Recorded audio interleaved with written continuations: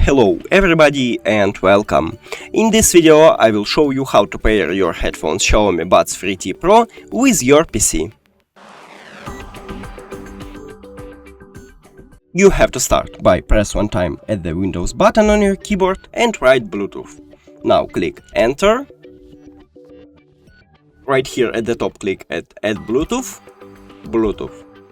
Now open the charging case and press and hold functional button right here at the bottom for a few seconds. Here we go, and now we should see it at the device list.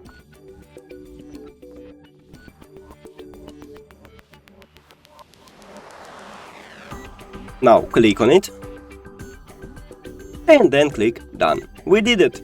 Thank you for watching this video. If you found it helpful, please consider subscribing to channel and leave the like on the video. It's really important to us. See you later!